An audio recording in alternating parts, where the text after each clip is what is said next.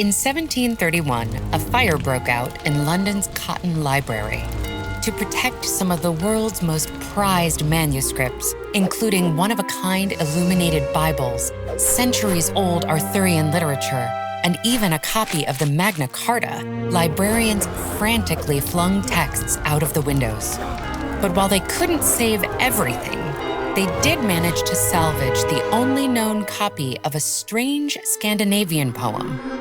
An epic written in Old English, Beowulf is known for its haunting monsters, dreamlike language, and paranoid perspective, in which violent threats are always waiting on the fringes of society.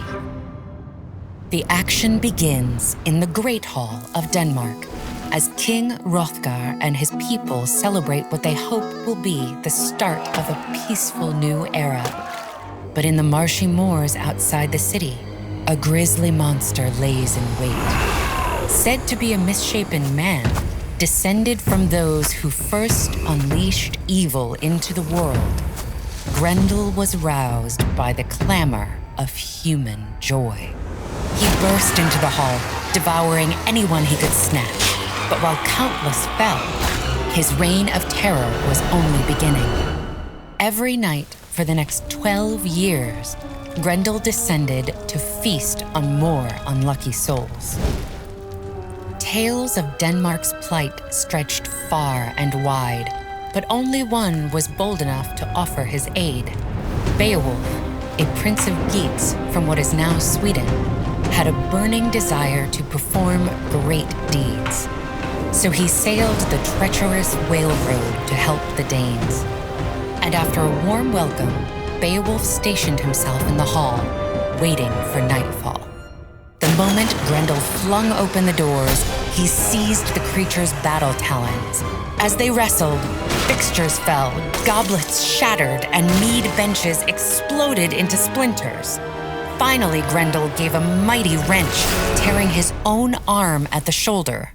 Mortally wounded, he fled to his desolate swamp to die. When the Danes saw Beowulf holding Grendel's arm, they were overjoyed. But little did they know, an even deadlier beast was stirring. The next night, Grendel's mother came to avenge her son, ripping through the celebrations and stealing her son's severed limb. Ever the hero, Beowulf journeyed over endless moors and jagged rocks to track the bride of Hel to her lair, a sinister lake infested with demonic reptiles. Beowulf fearlessly plunged into the water, sinking to the lake's eerily dry bottom where Grendel's mother lay waiting. The warrior quickly realized his sword was useless against the demon, and his fists were barely better. Then, as Grendel's mother tightened her grip on Beowulf's throat, his gaze fell upon a legendary blade. He recognized it as a giant's weapon, so heavy that only a worthy man could wield it. Unfortunately for the monster, the prince was one such warrior. With a swift strike, Beowulf beheaded Grendel's mother, flooding her lair with cleansing holy light.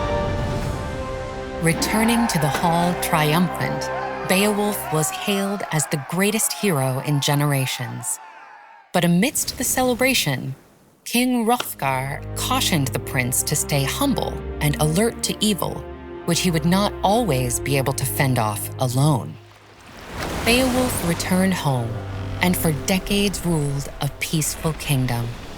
Yet after 50 years upon the throne, he began to feel a rising unease. Sure enough, violence was brewing on the outskirts of his realm.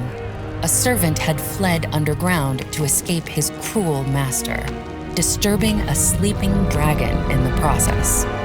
Knowing he could no longer defeat such a fearsome foe by himself, the king marshaled his soldiers.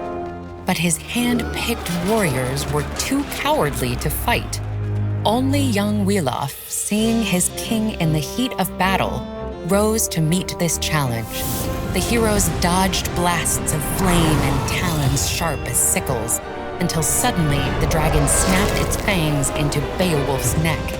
Seeing his opportunity, Wiglaf punctured the beast's belly, and as it howled in pain, Beowulf summoned his last ounce of strength to finish the dragon with a simple dagger. With the monster gone and his final act of heroism complete, the king of the Geats passed his title on to Wiglaf, finally leaving the mortal plane to join his ancestors in the next great adventure.